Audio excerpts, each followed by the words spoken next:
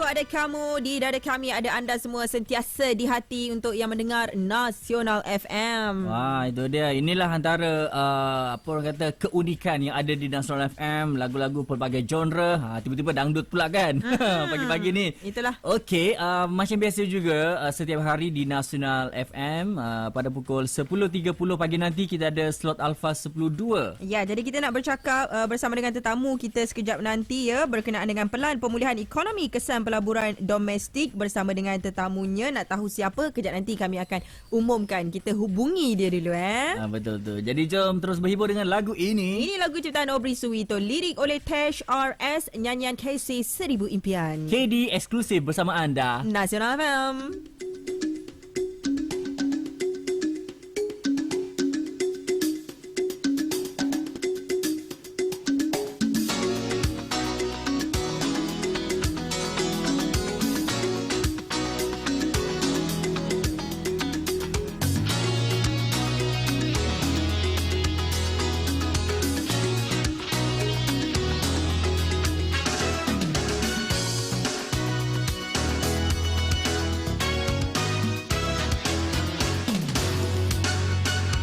Senja kala begini, teringat kembali teman-teman lama dahulu yang pernah sama mengharungi. Pahit dan manis dirasa, sehati sejiwa. Tak mungkin ku lupakan segala saat suka dan duka. Susah dan senang kita bersama, rentasi rintangan yang ada. Tiada sempadan yang memisahkan kasih sesama kita, walau barat tiba 1000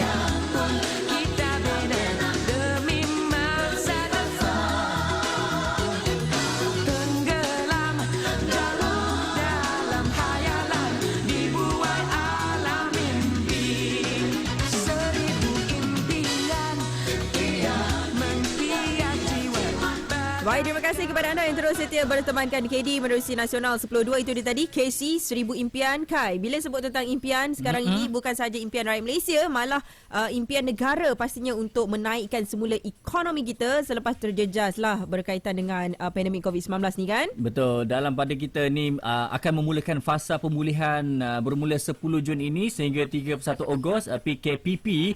Oleh itu Perdana Menteri kita Tan Sri Muhyiddin Yassin telah pun mengumumkan pelan pemulihan ekonomi jangka pendek yang dikenali sebagai Pelan Jana Semula Ekonomi Negara atau ringkasnya PENJANA.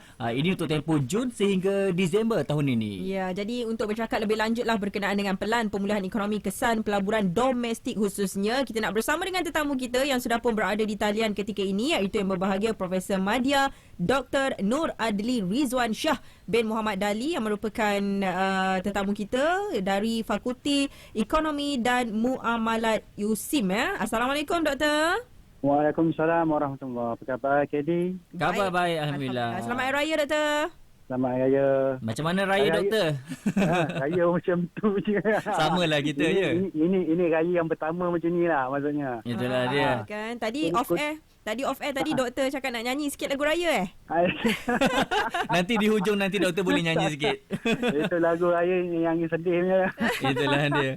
Baik doktor. Okay. Kita nak bercakap mengenai pelan pemulihan ekonomi kesan pelaburan domestik ini. Kalau kita lihat doktor, pelan PENJANA ini yang merangkumi 40 inisiatif sudah pasti dengan temanya bersama menjana ekonomi sangat bermatlamat, sudah pasti memperkasa rakyat, melonjakkan perniagaan dan juga merangsang ekonomi negara kita. Selepas pembentangan laporan pelan ini, doktor melihat bagaimana anjakan pelaburan domestik negara kita?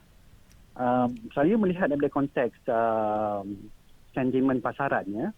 Sentimen pasaran iaitu maksudnya pelabur-pelabur di dalam domestik, dia mempunyai sentimen yang sangat positif lah dengan pelan pemulihan ekonomi PENJANA ni. Dan kalau saya buat survey sikit tadi dengan pelabur-pelabur di dalam Bursa Malaysia, 97% mengatakan bahawa pasaran di Malaysia ni betul bursa akan uptrend. Sebab hari tu kita telah mengalami satu fasa downtrend tau. Fasa menurun kan daripada COVID-19 tu, iaitu daripada Januari tu kita turun je. Tapi sekarang ni kalau kita tengok daripada segi yang penganalisis ekonomi yang melihat kepada technicality tu, dia dah memecah fasa downtrend tersebut. Maksudnya bursa kita, pasaran kita dah naik daripada line downtrend tu. Dia memang teknikal sikit tapi kita dah nampak dah situ. Jadi pelabur-pelabur ni semua 97% lah positif dengan kenaikan dengan apa yang telah dibentangkan tadi semalam kan, baru-baru ni baru-baru ini Jumaat kan. Jadi mereka semua tak sabar nak tunggu hari besok. Sebab dia punya reaksi tu agak memang positif lah. Betul. Dan pastinya juga kalau kita melihat kan doktor, bila diumumkan sahaja semalam berkenaan dengan PKPP ini pemulihan, Langkawi tak sampai 1 jam menerima lebih 1,000 tempahan. Itu memang tempat kanjat juga. Saya baca berita juga tu artikel kan. Jadi dia memberikan macam kita dah lama macam terperangkap dalam rumah kan. Jadi dia orang semua dah tak sabar-sabar dah nak pergi melancong, nak pergi keluar kan. Tapi kita kena follow juga SOP yang telah ditentukan oleh kerajaan. Kita tak nak nanti contohnya bila kita PKPP ni pula nanti kita kena balik-balik kepada PKPB. Betul. Jadi kita kena ikut norma-norma baru yang telah disarankan tu. Maksudnya kena still juga pakai penutup muka kan, basuh tangan dan sebagainya lah. Tapi reaksinya memang positif sebab kita dapat reaksi tu telah ditunjukkan walaupun baru je umum terus je penuh dah Langkawi. Ini menunjukkan satu kesan yang positif, peningkatan yang positif untuk menaikkan dan merangsang semula ekonomi kita kan doktor. Jadi macam mana doktor melihat ini sebagai satu titik tolak keupayaan untuk menjadikan pasaran saham ini menjadi lebih uptrending dan juga menjadi kukuh lagi? Okey, dia sebenarnya dalam pasaran saham ni dia ada 3 senario. Pertama, uptrend. Kedua, downtrend. Ketiga, dia sideway ke sisi. Okay? Dia sama ada menaik, dia sama ada kita naik atau turun ataupun ke sisi kan. Jadi dalam konteks sekarang ni, kita mahukan dia naik kan, kita nak naik sebab dia ada dua senario lah sekarang ni. Dua senario. Satu dia naik, satu dia turun ataupun dia yang ke sisi tu mungkin ada juga possibility dia akan ke sisi. Tapi sekarang ni kita nampak sentimennya lebih kepada menaik. Lebih kepada menaik. Melainkan tiba-tiba ada datang satu benda yang mengganggu kita lah balik. Contoh COVID datang balik kan. Kalau COVID datang balik ke apa ke, itu akan membuatkan kita mungkin akan mengalami penurunan balik lah. Tapi itulah satu senario akan berlaku. Tapi kalau kita lihat dalam konteks sentimen sekarang ni, pelabur domestik yang saya cerita ni sebab dalam pasaran saham ada 3 jenis pelabur. Yang pertama ialah pelabur luar negara, daripada luar kan, dia melabur kat dalam pasaran kita. Yang keduanya ialah pelabur-pelabur institusi. Okay? Dan yang ketiganya ialah pelabur retailer ataupun pelabur individu macam orang-orang macam kita lah. Dan kita tengok daripada minggu lepas dan minggu sebelumnya, pelabur-pelabur retailer ni, yang individu ni yang menguasai pasaran. Maksudnya dia orang dah mula start melabur di dalam pasaran saham. Jadi yang besarnya adalah datang daripada pelabur domestik. Pelabur individu. Jadi itu menunjukkan bahawa dia ada dua senario kalau kita tengok. Kalau kita tengok pada sejarah pada tahun 10 tahun yang lepas, 20 tahun yang lepas, kita telah mengalami satu keadaan di mana kita pun pasaran kita mengalami penurunan yang agak banyak. Masa tu tahun 98 kita dapat currency crisis, kita kena kan.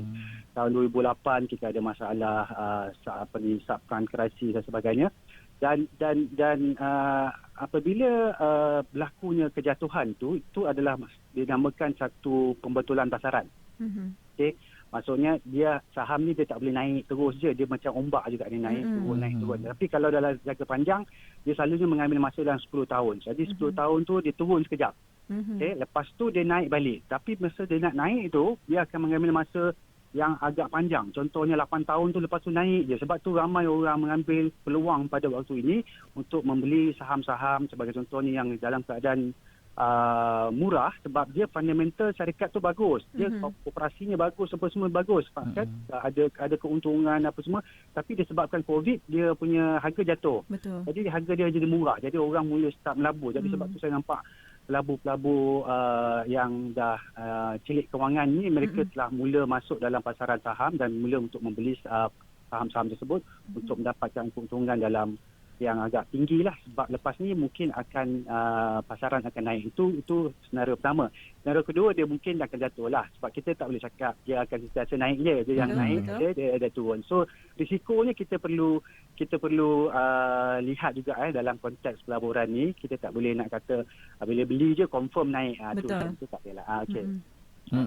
Baik doktor, kalau kita lihat berbalik pada peruntukan penjana kita ni daripada 35 bilion ringgit saiz keseluruhan ini, kalau kita lihat juga angka untuk memperkasa rakyat ini tinggi juga 13.2 bilion ringgit ataupun 37.71%, di samping juga nak melonjakkan perniagaan dan merangsang ekonomi negara. Apa yang sebagai rakyat Malaysia ni kita harapkan perubahan hasil daripada strategi kerajaan ini melalui pelan penjana ni doktor? Okey, kita macam ni, dalam konteks kita sebagai individu lah, kita sebagai individu, sebab kita nak cerita kita sebagai entiti syarikat, mungkin kita akan ada yang buka bisnes, ada juga yang akan macam kerajaan dia buat plan, kerajaan dia buat plan, dan syarikat dia buat melakukan perniagaan. Kita ni sebagai rakyat, okey.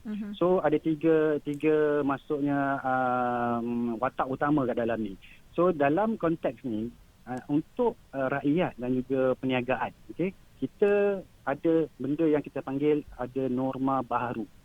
Norma baharu iaitu satu perubahan yang perlu kita lakukan, kan? Perlu kita lakukan sebab dalam konteks kita, dalam konteks psikologi manusia dan juga syarikat juga, dia ada masa mula-mula kita kena COVID tu, kita macam tak percaya tau. Kita tak percaya, COVID tak nampak apa pun kan. Jadi kita macam tak percaya benda ni berlaku. dan kita akan berada dalam fasa kita denial, kita macam denial tu maksudnya kita Menafikan, kita tak percaya. kita nafikan, lepas tu kita cuba bargain. Bila kita bargain tu kita negotiate. Boleh tak saya nak keluar juga, saya nak keluar juga kan, saya nak rentas juga negeri kan, nak balik kampung juga kan, walaupun tak boleh balik kampung masa tu kan. So kita cuba bargain, habislah kita cuba slow talk dengan polis-polis apa semua kan. Kita cuba bargain. Lala sekali kita mungkin masa time tu kita depress. Ya. Kan, kita masa tekanan lah kan, sebab benda ni berlaku.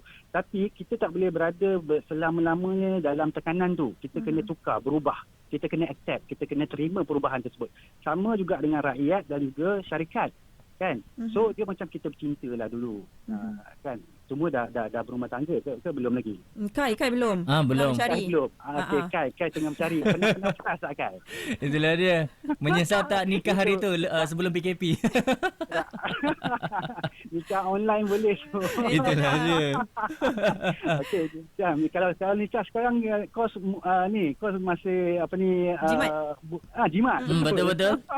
Doktor gelak lain macam doktor, macam nak je. Tapi okey juga. Kuranglah kata-kata daripada macam-macam bawang ya. Okey, maksud saya nak bagi analogi macam ni. Kadang-kadang kalau kita pernah frust kan, kita maksudnya kita nak cuba nak suka dengan seorang tu, lepas tu dia tak terima kita, so kita pun macam tak percaya betul ke ni, lepas tu kita deny, kita cuba bargain balik, negotiate boleh lah kan, maksudnya apa semua, sampai kita depress, frust menonggeng. Kan, kita frust menonggeng, lepas tu kita kalau tak keluar daripada frust kita punya depression, kita akan lambat kita untuk move on. Move on kan. So kita akan lambat. So maksudnya itu perkataan orang baru cuma ya, move on lah kan. So maksudnya kita kena juga berubah kan, berubah untuk kita adapt norma baru ni. Sebab norma baru ni ada banyak IR 4.0-nya dan sebagainya yang memang memerlukan kita. Kalau dulu tak biasa guna-guna macam ni, kita kena dah pakai dah, beli online ke apa, syarikat pun kena tukar dia punya cara untuk tu. Sebab tu kalau kita tengok dalam penjana tu banyak insentif untuk digital kan, platform digital. So kita nak suruh syarikat-syarikat tukar digital, ada geran-geran yang banyak diberikan kepada MDEC dan sebagainya untuk syarikat-syarikat ni berubah. Berubah sebab norma baru ni, kita nak pergi ke IR 4.0. Dia macam kita terpaksa lah kan. COVID ni datang, dulu kita dengar IR 4.0 macam apa benda IR 4.0 ni perlu ke buat, kita nak tradisional je lah, tak maulah buat macam ni, nak jual macam biasa je kan. Tapi bila berlakunya COVID, kita memang dah terpaksa dah. Tapi kita tak boleh lah dalam frust menonggeng lama sangat tu kan. So kita kena terus accept, okey ni memang norma baru kita kena ubah lah. Kita kena ubah. Jadi kita dalam sebagai rakyat dengan juga syarikat, kita kena follow. Tapi kerajaan dia dah bagi dah daripada saya tengok daripada dia punya plan tu kan. Plan dia tu dia macam dah bagi sikit dah plan-plannya ni. Dah guide dah kita kan. Dia dah guide dah. Tinggal kita je nak praktikkan. Nak praktikkan tu kan. Sebab kita tak boleh frust je lah tu. Kita maksudnya kita nak frust je kan. Kita kena move on je. Kata orang, kita kena move on lah. Buka buku baru doktor? Ya, buka buku baru dan buat benda yang barulah. Ya, baik. Terima kasih doktor untuk perkongsiannya. Cukup menarik untuk kita sama-sama lah menerima norma baharu ini, terutama dalam kita nak memulihkan ekonomi, kesan pelaburan domestik di negara kita ni. Terima kasih doktor kerana sudi juga meluangkan masa. Jadi untuk menunaikan janji, doktor nak nyanyi sikit ke? Lagu raya katanya tadi doktor? Saya tak reti yang nyanyi. Indahnya sungguh berhari. Bagi Q ni. Itu ingatlah, tapi lepas tu tak tahu dah. Alah, tak tahu pula. Okey, tak apa doktor. Terima kasih doktor. Gurau-gurau doktor. Assalamualaikum. Waalaikumsalam warahmatullahi wabarakatuh. Itu dia, kita bersama dengan tetamu kita yang berbahagia, Profesor Madya Dr. Nur Adli Ridwan Shah bin Muhammad Dali yang merupakan dari Fakulti Ekonomi dan Muamalat USIM. Ya, kembali lagi selepas ini. Kai pernah dengar suara macam mana bunyi burung kenari? Burung kenari? Pernah dengar tak bunyi dia? Tak pernah. Tak pernah dengar. Okey, jom kita dengar.